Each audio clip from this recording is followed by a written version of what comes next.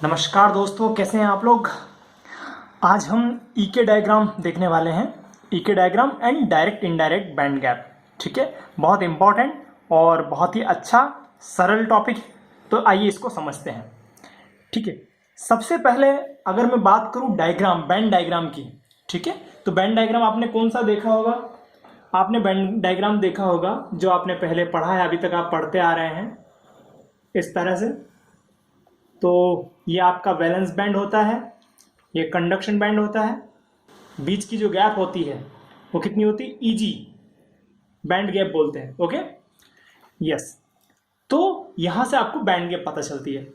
अब यहां से आपको एक और इंफॉर्मेशन मिलती है। अगर मेटल होगा तो क्या होगा, मेटल के केस में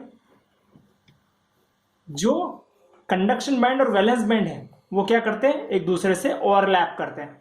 ठीक है, और जो सेमीकंडक्टर होता है, सेमीकंडक्टर के केस में क्या होता है, जो वैलेंस बैंड है और कंडक्शन बैंड है उनके बीच में गैप कितनी होती है, 1 electron volt. Okay, you know it well.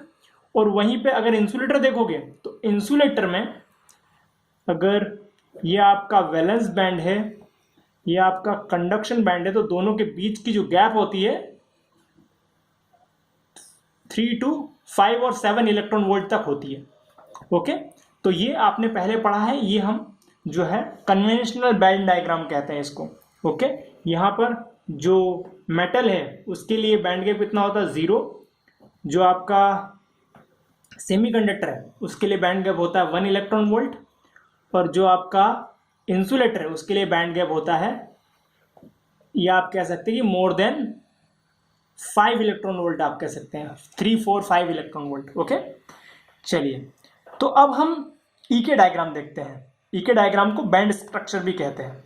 यहां तक जो अपना बैंड डायग्राम है उससे हमने क्या क्या समझा, उससे हमें बैंड गैप पता चली, मेटल, सेमीकंडक्टर, इंसुलेटर का बिहेवियर पता चला। लेकिन अगर हमको और इलेक्ट्रिकल और ऑप्टिकल प्रॉपर्टी सेमीकंडक्टर की पता करनी है तो हमको ईके डायग्राम देखना होगा। ठीक है, तो एक ईके डायग्राम क्या बताता है, ईके diagram shows the characteristics of particular semiconducting material. ठीक है, ई के, इसमें ई है और के है। ठीक है, तो यहाँ पे ई एनर्जी को रिप्रेजेंट करता है और के मोमेंटम को रिप्रेजेंट करता है। ओके, इसको हम आगे डिटेल में देखेंगे। तो ईके डायग्राम आता कैसे है, ईके डायग्राम आएगा आपका श्रोडिंगर वेव इक्वेशन को सॉल्व करने से। ठीक है, चलिए तो हम इसको आगे समझते हैं किस तरह से आता है। आपको पता है जो क्रिस्टल होता है, क्रिस्टल में इस तरह से एटम्स अरेंज्ड होते हैं। ठीक है, इस तरह से एटम्स अरेंज होते हैं। और इसके पहले हमने क्रॉनिक पेनी मॉडल देखा। तो क्रॉनिक पेनी मॉडल में हमने देखा कि किस तरह से, सबसे पहले हमने जब फ्री इलेक्ट्रॉन थ्योरी देखी थी तो आपको याद होगा कि फ्री इलेक्ट्रॉन थ्योरी में जो एजम्पशन था वो ये था कि जब इलेक्ट्रॉन मूव करता है, ये कोई बॉक्स है, कोई मेटल है, कुछ भी हो सकता है, इसमें जब इलेक्ट्रॉन मूव करता है तो उसका पोटेंशियल V कांस्टेंट होता है थ्रू आउट, एवरीवेयर।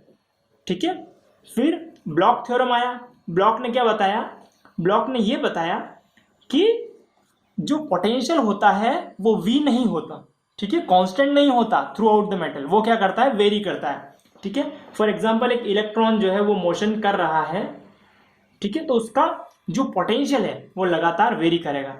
तो ब्लॉक ने उसका इक्वेशन क्या दिया, उसका वेव फंक्शन किस तरह से दिया, यूके एक्सपोनेंशियल के एक्स। ठीक है, तो जब इलेक्ट्रॉन मोशन करता है तो उसका वेव फंक्शन किस तरह से होता है, psi u k e to the power i k x. यहां पर ये जो है पोर्शन, ये होता है प्लेन वेव, और ये जो पोर्शन है इसको हम पीरियोडिक फंक्शन बोलते हैं। ठीक है, अब ये ब्लॉक ने दिया था थ्योरम। अब इसके लिए हम चलिए श्रोडिंगर वेव इक्वेशन को सॉल्व करते हैं। ये है हमारी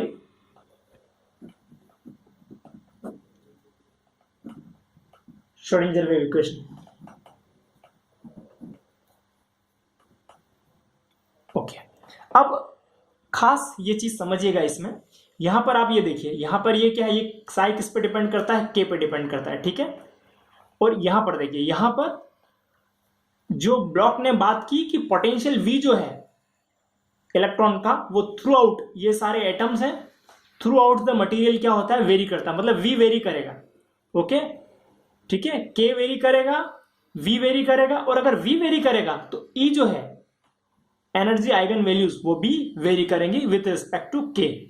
ठीक है, और ये कैसा होगा, वेव के फॉर्म में होगा। तो जब हम ये equation, Schrodinger wave equation solve करेंगे तो हमें डायग्राम मिलेगा, यानी वेव फॉर्म मिलेगा। कैसा वेव फॉर्म मिलेगा वो मैं आपको यहां पे बना के दिखाता हूं।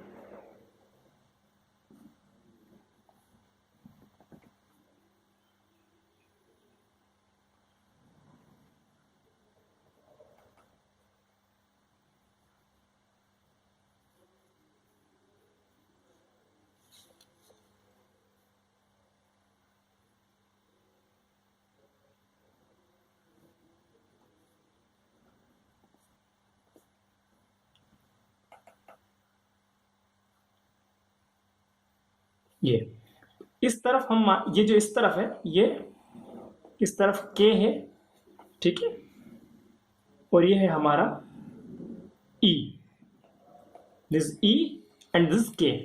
ठीक है, अब हम ये मान लेते हैं, ठीक है, तो यहां पर ये हमको कैसे बनाया हमने, कैसे आया, ये कैसे आया, जब हमने श्रोडिंगर वेव इक्वेशन को सॉल्व किया तब हमको ये ई के डायग्राम मिला। ठीक है, इतनी बात समझ में आई। अब देखिए यहां पर मान लीजिए ये जो है पोजीशन, ये है 0 है, तो ये जो पोजीशन होगी ये कितनी हो जाएगी, पाई बाय ए, और ये जो पोजीशन हो जाएगी ये कितनी हो जाएगी, 2 पाई बाय ए, और यहां पर ये देखिए ये हो जाएगी कितनी, ये हो जाएगा pi by a, and then similarly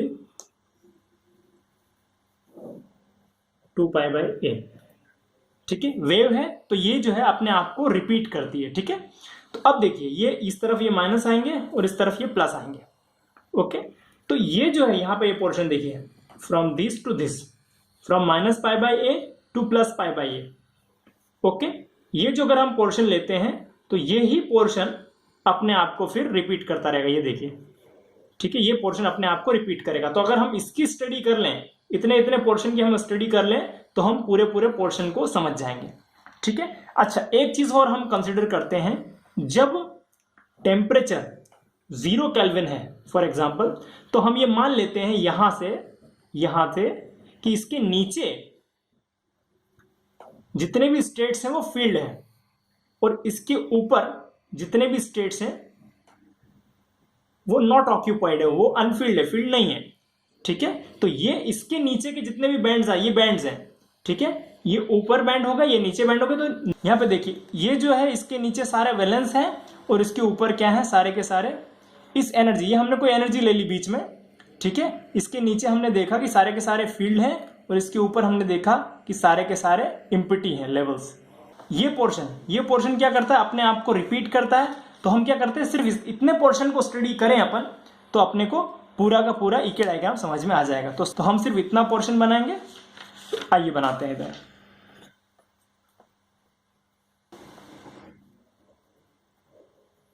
तो ये आपका के हो गया, ये आपका ई है।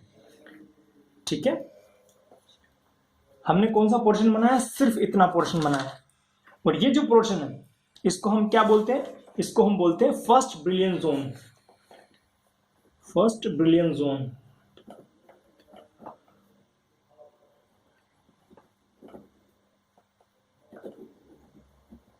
ओके, ये इतना पोर्शन, तो ये वाला पोर्शन जो है, ठीक है, ये जो है मैंने यहां पर बनाया।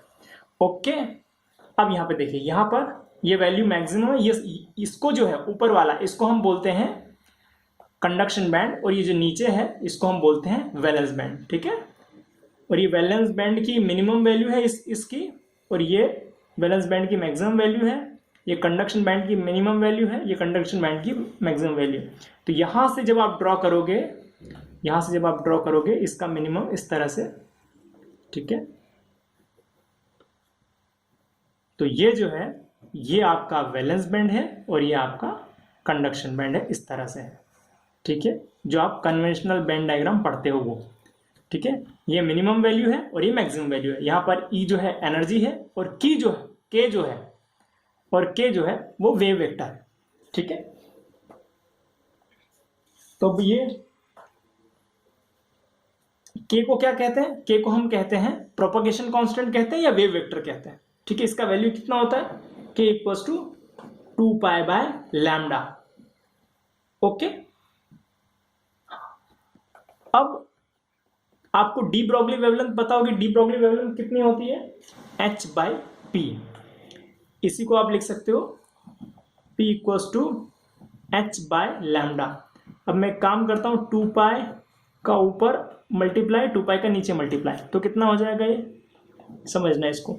ओके, देखिए ये 2 पाई h बाई 2 पाई, तो ये कितना हो जाएगा h क्रॉस, और ये पाई by lambda, 2 pi by lambda, 2 pi by lambda, तो ये 2 पाई बाय लैम्डा कितना हो जाएगा k, तो ये हो गया k। ठीक है, और ये डी ब्रॉगली वेवलेंथ के हिसाब से p क्या है, p इज मोमेंटम। ठीक है, तो h क्रॉस क्या है, कांस्टेंट है, और k हमारा वेव वेक्टर है। तो यहां पर जो k है ये क्या दिखाता है, ये मोमेंटम दिखाता है, और e जो है वो एनर्जी दिखाता है। ठीक है, तो इतना आपको सारी बातें समझ में आ गई। ओके, चलिए अब आगे बढ़ते हैं। इसके अलावा ई के डायग्राम क्या दिखाता है, तो ई के डायग्राम से हमको एक बहुत इंपॉर्टेंट चीज पता चलती है, वो है डायरेक्ट इनडायरेक्ट बैंड गैप। ये डायरेक्ट इनडायरेक्ट बैंड गैप क्या होता है,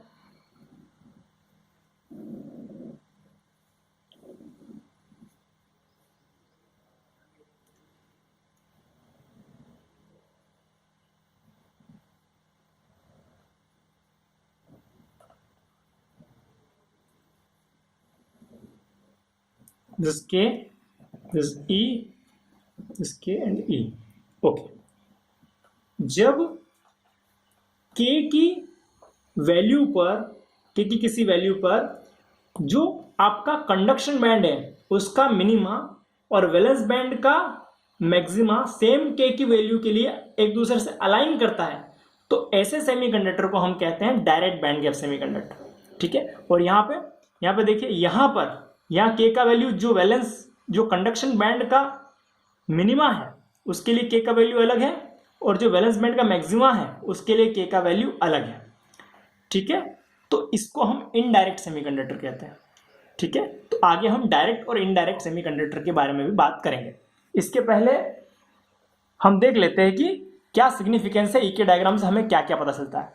तो नो थ्योरेटिकल स्टडी, एक्सपेरिमेंटल और technological application can take place without the E K diagram.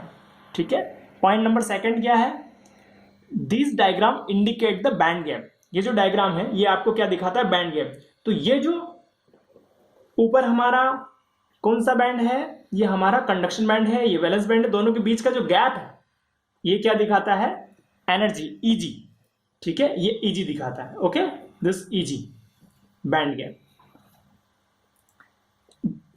Point number 3 है, this diagram demonstrate electron and hole mobility. तो इस diagram से आपको इलेक्ट्रॉन और होल मोबिलिटी मिल जाती है। इसके अलावा आपको इलेक्ट्रॉन और होल का इफेक्टिव मास भी इस डायग्राम से मैथमेटिकली आप कैलकुलेट कर सकते हो। ठीक है, fifth point is, this diagram indicates how the actual electron states are equally spaced in K space. ठीक है, तो किस तरह से जो एनर्जी स्टेट है वो के स्पेस में है। Okay, this diagram show direct versus indirect band gap, जो अभी हमने बात की। तो आइए अब हम डायरेक्ट और इनडायरेक्ट बैंड गैप में डिफरेंस पता करते हैं कि क्या डिफरेंस है, एक इंपॉर्टेंट क्वेश्चन है। ठीक है, तो जैसा कि पहला डिफरेंस मैंने क्या बताया, द फर्स्ट डिफरेंस इज, जो के का वैल्यू होता है, कंडक्शन बैंड का मिनिमा, वैलेंस बैंड का मैक्सिमा सेम के वैल्यू पे अलाइन होता है। ठीक है, और इसमें के का वैल्यू अलग अलग होता है, फर्स्ट डिफरेंस है। दूसरा, in direct band gap semiconductor a direct recombination take place with the release of the energy equal to the energy difference. जब यहां से इलेक्ट्रॉन एनर्जी रिलीज करेगा तो इसको हम कहेंगे डायरेक्ट ट्रांजिशन। ठीक है, और ये जो एनर्जी डिफरेंस होगा, यहां से यहां तक का एनर्जी डिफरेंस होगा, उतनी एनर्जी का फोटोन यहां से निकलेगा। ठीक है, अब इनडायरेक्ट बैंड गैप में क्या है, due to a relative difference in momentum. ये देखिए, ये के को मैंने आपको बताया मोमेंटम से दिखाते हैं, तो यहां पे क्या है, डिफरेंस है के का वैल्यू में। First the momentum is conserved by release of energy and only are both the momentum aligned themselves। तो इनडायरेक्ट बैंड गैप में क्या होगा, पहले तो क्या करना पड़ेगा, पहले इसका जो k है उसको अलाइन करना पड़ेगा। तो पहले तो क्या होगा, जो k है उसका वैल्यू, ये जो k है उसका वैल्यू चेंज होगा, ठीक है, दोनों एक दूसरे को अलाइन करेंगे और तब जाके एनर्जी रिलीज होगी, ठीक है। जो डायरेक्ट बैंड तीसरा पॉइंट है the efficiency factor of direct band gap semiconductor is higher and the efficiency factor of indirect band gap is lower। अब एग्जांपल क्या है डायरेक्ट बैंड गैप सेमीकंडक्टर के, तो गैलियम आर्सेनाइड है, और इनडायरेक्ट बैंड गैप के silicon और germanium. Opto electronic devices बनाते हैं तो हम ऑलवेज प्रेफर किसको करते हैं, डायरेक्ट बैंड गैप को प्रेफर करते हैं, इनडायरेक्ट बैंड गैप को प्रेफर नहीं करते हैं। जो डायरेक्ट बैंड गैप में रेडिएटिव रिकॉम्बिनेशन की पॉसिबिलिटी ज़्यादा होती है और इनडायरेक्ट बैंड गैप में रेडिएटिव रिकॉम्बिनेशन की पॉसिबिलिटीज कम होती है, ठीक है। तो ये था डायरेक्ट और इनडायरेक्ट बैंड गैप में डिफरेंस। तो आपको इस वीडियो में समझ में आया ईके डायग्राम और डायरेक्ट इनडायरेक्ट बैंड गैप में डिफरेंस। ये जो आपको स्क्रीन पर नोट्स दिखाई दे रहे हैं, ये आप डिस्क्रिप्शन में जाके लिंक पे क्लिक करके डाउनलोड कर सकते हैं, ठीक है। यह वीडियो देखने के लिए आपका बहुत बहुत धन्यवाद।